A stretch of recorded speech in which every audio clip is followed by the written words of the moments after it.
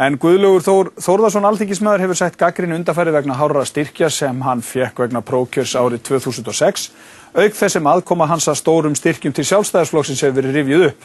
Kallað hefur verið eftir afsögn hans, auk þess sem mótmælt hefur verið við heimili hans. Guðlaugur fékk 25 milljónir króna í styrki vegna þessa prófkjörs árið 2006 en ekki 30 milljónir eins og við sögðum hér í fréttunum áðan. En Guðlaugur hefur ekki viljað gefa upp hverjir veittu þessa styrki. Hann sestur hjá Helga Seljan. Velkomin Guðlaugur. Takk. Skulum bara byrja á þessu. Þetta eru 24,8 milljónir sem þú fékkst í þessu prófkjöri á þessum tíma sem gríðarhá upphæð. Þú hefur ekki viljað gefa upp neitt af þessu. Það hefur hins vegar verið gefið upp að Baugur og FL Group létuðu fá 2 milljónir hvor, Landsbankinn 1,5 milljón og Kaupþing milljón. Þar eftir sitja þá 18 milljónir tæpar. Hver léti hafa þá peninga? Þú segja okkur það núna? Þessir styrkir á þeim tíma sem voru safnaði voru gert á grundvelli nafnleyndar. Ég hef hins vegar ákveðið að fylgja því eftir og kanna það hjá öllum þeim aðilum sem alltaf í 40 aðila sem styrkt þetta prófkjör. Hvort að þeir séu fáanlegir til þess að gefa upp sín nöfn og mun birta það mjög fljótlega. Og aukið hef ég tekið ákvörðun það að í framtíðinni því fyrir prófkjör að þá mun ég ekki taka við styrkjunum að það sé nafn sem fylgir því. En sko, hvers vegna ertu ekki búin að gera þetta löngu fyrir, að hafa sambandi við þessa aðila? Þegar við gengum í þetta, það að birta þetta áramótin, að þá fór ég ekki í það verkefni og ég hef kannski betur gert það, þannig að það ekki neina að bíða núna. Ég hins vegar taldi það og ég held að skipti málið þegar við erum að tala þessi styrkjamál ákveðnar staðreyndir liggi fyrir. Og í rauninni það alveg grundvallaratriði.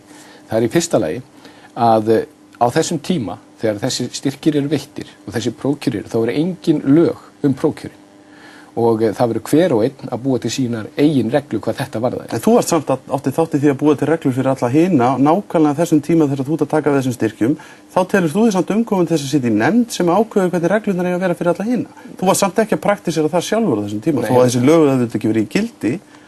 Nei, þetta ekki alveg rétt hjá þér. Fyrsta lagi, svo ég fá að klára það, því það skiptir mjög miklu máli. Að það voru engin lög og hver og einn setti sér reglur. Ég fór eftir ströngustu reglur sem ég fann, sem voru leiðbenningar frá ríkisendurskoðanda. Út af hvað ganga þar? Það ganga út af það að allir styrkir farin í félag, sérstakt félag, og síðan greitt eftir nótum við alla það þjónustu sem keypt. Ýmsar aðrar leiðir voru farnar og það liggur alveg fyrir að þegar við erum að bera saman prófkjörskostnaðinn aftur í tíman, þá hann illa samanburðarhæfur og þetta verður ekki neitt annað heldur en tilraun eins og formaður Sjálfstæðisflokksins fór yfir þegar ákveðið var að fara þessa vegferð. Varðandi síðan þessa nefnd sem var starfandi í 2 ár að þá skilar hún tillögum sínum eftir að prófkjörnum lokið og þau koma í þingið í desember 2007 og samþykkt síðan í framhaldinu. Og ég gat ekki vita hver niðurstaða nefndarinnar var þegar ég var að fara í prófkjör, en þó svo hefði verið, Helgi, að þá hefðu við sem að vorum í þessari nefnd, að við þau tæplega geta að fara eftir einhverjum allt öðrum reglum heldur voru í gildi þá í prófkjörum. Það segir sér alveg sjálft. En á þessum tíma þótt þetta samt allt í lagi, en ert samt á þessum tíma sitjandi í þessari nefnd sem að ræða það hvernig þetta eigi að vera, svo kemur að því að þú skilar þessu og þá þetta allt saman nafnlaust. Þannig til dæmis styrkir til einstaklinga, styrkir frá einstaklingum sem eru yfir 0,5 milljón. Það eru 7 milljónir sem þú fær. Hverjir styrktuðu þar? Eru við að tala þar hverju voru þetta? Jón Ásgeir, Þorsteinn Jónsson, Magnús Ármann, voru þetta menn sem tengdust Baugi og FL Group til dæmis? Eins og ég nefndi við þig að ég með fara yfir það með öllum þeim aðilum sem að ræðir og birta nöfn þeirra ef að ég fæ leyfi til þess. Ég vek hins vegar athygli á því að samkvæmt nýju lögunum ekki gert ráð fyrir því að birta nöfn einstaklinga og almenna reglun hefur verið sú að menn hafa ekki gert það þegar verið að birta upplýsingar sín prófkjör. En sko, ertu ekki komin í þá stöðu núna, Guðlaugur, því þú ert auðvitað hefur sætt gagnrýni og það verið að mótmæla fyrir utan húsið heima hjá þér núna, að minnsta kosti 2 svar. Ertu ekki komin í þá stöðu sjálfur að þú ert einhvern veginn trúnaður þinn, liggur einhvern veginn núna við mennina sem styrktu þig og fyrirtæki sem styrktu þig í einhverju prófkjöri árið 2006, frekar heldur en kjósendur og almenning sem að telja sig einfallega heimting á því að vita í ljósi þess sem hér gerðist, hverjir voru að styrkja þig? Bara alls ekki og ég hvet menn. Bíddu, af hverju segir það? Það er bara gersamlega fráleitt og ég bara hvet menn. Af hverju er það fráleitt? Þú ert að segja núna. Helgi, þú ert að segja núna og þú ert fyrst núna, Guðlaugur, ert að segja það mörgum mánuðum eftir að þú skilar þess inn að þú sést að spá í að fara að hringi menn til að athuga hvort þú megi birta. Nei, ég sagði ekki að ég var að spá í neitt að gera það, ég sagði eitthvað nákvæmlega hvað ég ætlaði að gera og ég vek athygli á því að ég fór eftir ströngustu reglum og ef að ég hefði farið aðra leiðir þá værum við ekki að tala saman hér. Þannig að það liggur alveg fyrir. En voru ekki allir aðrir að fara eftir þessum reglum? Ég verð að fá að komast að. Ég bara ætla að spyrja þig, voru ekki allir aðrir líka að fara eftir þessum reglum? Þú ert alltaf að tala um að þú hefði farið eftir reglum sem voru ekki. Ef þú skoðar þetta mál, þá séu það til dæmis ekki allir með félög. Og það liggur alveg fyrir og ef þú skoðar bókun formann Sjálfstæðisflokksins, þar sem að rekur þetta lið fyrir lið, að það voru margvíslega, menn fóru með margvíslegum hætti í þetta. Það bara liggur fyrir og allir vita, sem vilja vita. Þannig að menn verða að taka tillit til þess þegar að menn að ræða þessa hluti. Og það að ég skildi fara eftir ströngustu reglum og hafa þetta allt saman inn í félagi eins og Ríkisendurskoðun lagði upp með að það hlýtur að vera jákvætt frekar en hitt. Ég get ekki bara, mann get ekki komist að neitt annan niðurstöðu. Síðan er hitt, hver eru mín störf? Ég hvet menn til þess að skoða hvað ég er búin að vera að gera. Og ég er búin að vinna ýmis störf, taka mjög erfiðar ákvarðanir og ég hvet fréttamenn og alla til að kynna sér það og rannsaka. Það er gessanlega minn hagur að það veri gert. Og þegar menn skoða það, þá komast menn alltaf þeirri niðurstöðu að ég er að vinna fyrir hag almennings og sem betur fer að þá hefur nú mikið af því sem ég gert hefur bara skilað sér afskaplega vel. Telur þig njóta trausts almennings til að sitja áfram sem þingmaður? Því að þú hefur verið spurður að því og sagst ekkert hafa íhugað það einu sinni að segja af þér því að nú hafa margir gert það að vísu tímabundið. Telur þig hafa fullt traust til þess að sitja á Alþingi? Ég tel það og ég vek athygli þegar við erum ekkert að ræða þetta fyrst núna. Við erum búin að gera það í rúmlega ár og ég fór í gegnum þessu umræðu fyrir síðustu alþingiskosningar og ég get og mun taka þessu umræðu hvenær sem menn vilja það. Það er ekki nema sjálfsagt og það er engin vafi hins vegar. Þegar menn skoða þetta og fara málefnilega yfir þetta og fara yfir málið að þá mun ég koma vel út úr því. Það er engin vafi. En af hverju upplýstir þetta ekki bara fyrir síðustu kosningar? Þá hefðu menn geta farið yfir þetta þá og vita nákvæmlega hvernig þetta var. Þegar þú ert að leggja verkin í dóm kjósenda þá, þú gerði það ekki þá. Þrátt fyrir alla umræðuna sem var styrkina þá. Ef að, þú með geta sagt það núna, af hverju gerðu þetta bara ekki fyrr? Við byrjum í prókjörum hér 1971. Já, en af hverju gerðu þú þetta ekki? Nei, ég er að ræða það mál. Og það er mjög óþægilt, sérstaklega fyrir okkur sem erum að standa í þessu, þegar hefur verið þessi leyndarhyggja hvað þetta varðar. Ef að einn hins vegar tekur svo út, að þá er umræðan eingöngum hann og engin annar samanburð. Vandi minn núna er sá að ég er að benda á hinnar augljósu staðreyndir sem liggja til grundvallar, að það eru misjafnar leiðir sem farnar voru þegar menn fór í prókjör. Ég fór eftir ströngustu reglunum. Ef ég hefði ekki gert það, sem eru algjörlega verið heimilt, að þá væru við væntanlega ekki að ræða hér saman nú. En ertu ekki háður þeim af einhverju leyti sem að gáður þessa styrki? Þú hefur sagt sjálfur að það hef enginn verið að innheimta neina greiða út af þetta, en engu að síður, er það ekki töluverður ábyrgðar hluti á stjórnmálamanni sem að stefni til æðstu meðdóra eins og þú gerði sjálfur á þessum tíma, að taka við svona háum upphæðum frá fyrirtækjum sem voru svona áhrifamikil og seildust eftir svona miklum áhrifum í samfélaginu? Spurningin er þessi. Er réttlætanlegt að sækjast eftir styrkjum í prókjörsbaráttu? Því það snýst málið. Því að ef þú skoðar, til dæmis... En svona miklu, ég var að spyrja það meira út í það. Já, heyrðu, þú verður að skoða þetta í samhengi. Nei, ég er að spyrja svona. Finnst þér að það sé eðlilegt að taka við svona stórum styrkjum þegar þú sér þetta núna? Að því að sko, á einhverju leiti hljóta þessi menn hreinlega og ég lefum bara fullir að eiga einhvers konar hung upp í bakið. Þetta er engar smá upphæðir. Það er bara því fyrir víðs fjarri. Og þú verður að líta á þetta í samhengi. Þú getur ekki búið saman prókjör sem eitthvað 1600 manns og prókjör með yfir 20.000 mann á kjörskrá eins og hér í Reykjavík sem var svipað stórt eins og bæjarstjórnarkosningar í Kópavogi. Það er bara segir sig sjálft. Og þetta er eitthvað sem menn þurfa að hafa í huga þegar þeir bera þessa hluti saman. En við breyttum þessum og settu aðra reglur, önnur lög og ég tók svo sannlega þátt í því. Ég hlýt að fara fram á það að menn skoði mín störf. En að skoða bara þessar tölur, þetta er miklu herra heldur en aðrir í Reykjavík eftir miðað við það sem er gefið upp á Ríkisendurskoðun. Nei, að vísu ekki. Við sjáum bara eins og maðurinn í 5. sæti til dæmis að hann er með 15 milljónir. Síðan er þetta með mann eins og sá sem var efstur, Geir Haarde, hann var með mjög lítið. Ja, hann var nú ekki að keppast að komast í það sæti, ólíkt þér. Já, það er það sem ég er að segja. Þetta er misjætt þetta aðstæðan. Ég var að fara í mjög stórt prókjör sem var mjög stór ákvörðun og þarna var tekist... En þú ert miklu hærri en aðrir sem voru í prókjörinu samt. Þú er að líta á þetta í þessu samhengi. Já, ég er að því, en þrátt fyrir það ertu samt langhestur. Býtu, 15 milljónir, er það lágt eða? ég veit það ekki, þú getur sagt mér hvað. Nei, ég Það er meina, miklu meira en 25. þú verður að líta á þetta í þessu samhengi. Sömuleiðis verður að skoða fjöldan og eðli prófkjörna annars staðar og sjá það hvaða tölur voru það. Því að þetta er auðvitað... Finnst þér þetta ekkert hátt eftir á að hyggja? Þú verður að líta á þetta í samhengi. Finnst þér þetta ekkert hátt eftir á að hyggja?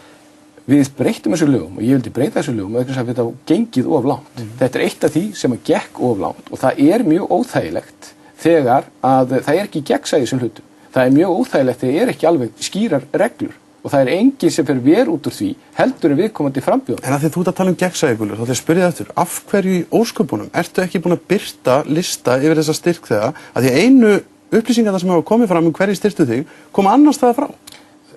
Þegar áramótin, þá verð ég við þessu ákalli, við það að birta upplýsingar þetta, sem að ég og geri. Og ég verð að viðurkenna það, mér fannst það að maður sýndi að hér varu marga aðilaræða. Þetta er alltaf í 40 aðila sem að styrkja mig. Og það er sama hugmyndafræði og er í þessum lögum, það er að segja, hafa marga smærri styrki í staði fyrir 1 eða 2 sem að bera prófkjörið uppi. Að það er eitthvað sem að mér fannst sýna svo ekki verðt að ég væri að vinna þetta eins vel eins og mögulegt er. Hins vegar er sjálfsagt að ganga og það er algjörlega það er ekki minn hagur að það sé nafnleynd. Það segir sér alveg sjálft. En sko, tökum þetta bara, það eru 2 fyrirtæki eins og Baugur og FL Group. Þetta er nú alveg örugglega hægt að segja þetta sem mjög tengdir aðilar og voru það á þessum tíma. Þetta eru 4 milljónir sem þú fær frá þeim. Á þessum tíma ertu stjórnarformaður í Orkuveitu Reykjavíkur. Stuttu seinna fer allt þetta reymál í gang og það er auðvitað stofnað þegar þú ert þar þó að það sé ekki formlega farið í þetta geysis grín, samruna, dót allt saman fyrir þar á eftir. Finnst þér óeðlilegt að þetta veki spurningar? Ég er nú bara svo lánsamur að það er bara búið að skoða þetta afskaplega vel. Hver skoðaði þetta? Stýrihópu og við höfum Svandísa Svavarsdóttir sem hún stýrði honum. Þessar upplýsingar lágu ekki fyrir þá?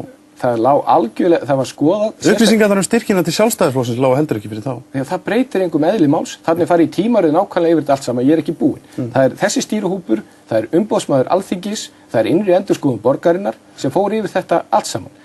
Ég afgreiddi þessa hluti með ákveðnum hætti og það liggur fyrir. Það var samþykkt samhljóða í stjórn Orkuveitu Reykjavíkur í mars og út af hvað gekk það? Það var að takmarka þessi útrásarumsvif sem voru búin að vera til staðar í 1 eða 2 áratugi í Orkuveitunni og setja að hámarki 2 milljarða á næstu misserum í það. Þannig afgreiddi ég málið. Eftir að ég hætti sem stjórnarformaður Orkuveitunni, þá fara menn aðra leið. Þannig að það er ekki nokkur einasta leið að tengja það sem eftirgerðist við mína stjórnarformennsku. Þá var ég heilbrigðisráðherra og það liggur alveg fyrir og það hefur verið tekið út af þessum stýruhópum og þessum úttektum. Það hefur verið gert í ítarleg úttekt í Morgunblaðinu sem var í nóvember 2007, ég man rétt, þar sem að farið yfir aðkomu mín á málinu og ég hvet menn til þess að skoða það. Enn og aftur, þá lágu ekki fyrir upplýsingarnar þessa styrki til dæmis og það eru auðvitað þess vegna sem þessi tortrygging kemur upp núna. Skilurðu ekki þessa tortrygging og þá sem að vilja tengja þessi mál og vilja fá frekari svöruðir? Svörin liggja fyrir. Ef að menn vilja lesa það og skoða það betur, þá engin maður glaðar en ég. Það hefur engin sýnt fram á ástæðu að ég hef verið að hygla einu með einum, hvorki þessum störfum né öðrum.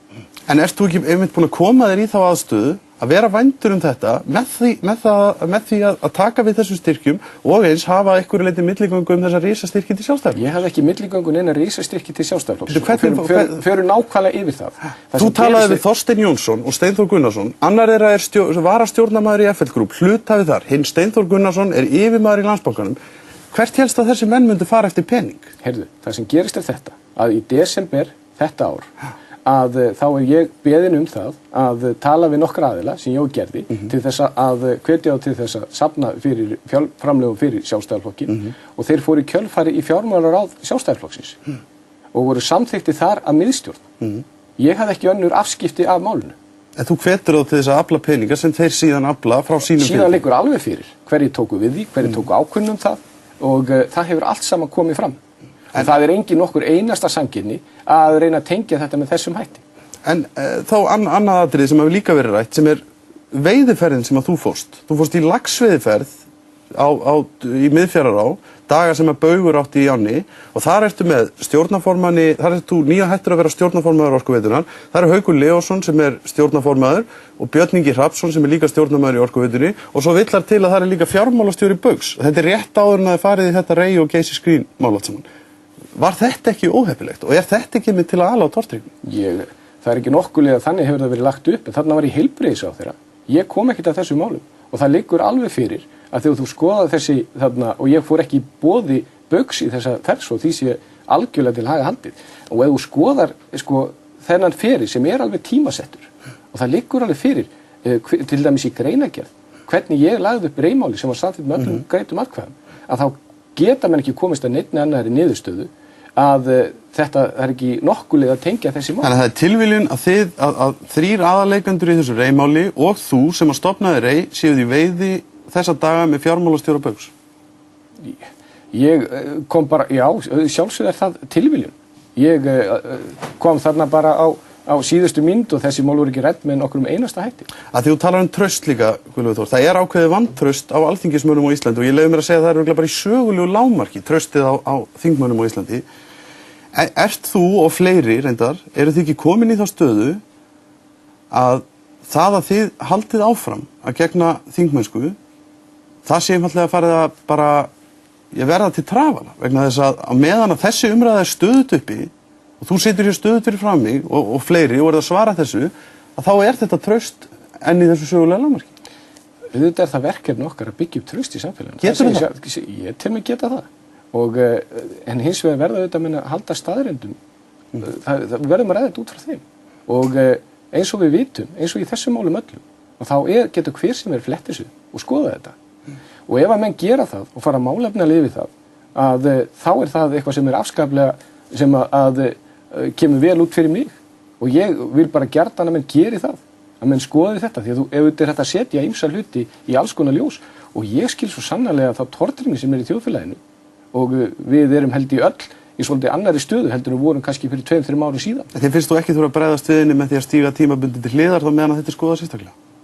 Ég vildi gjarnan að þetta væri skoðað sérstaklega, ég veit ekki hvað efni eru til þess. Hér var heil rannsóknarskýrsla sem eru hvað 8 bindi, 3000 og eitthvað síður og af ástæðu þá hvergi minnst á mig í þeirri skýrslu. Og þetta er umfangsmesta rannsókn sem við höfum nokkuð tíma að fara út í. Og þar er ég ekki. Takk fyrir komin í Kastljós, Guðlaugur. Takk sömuleiðis.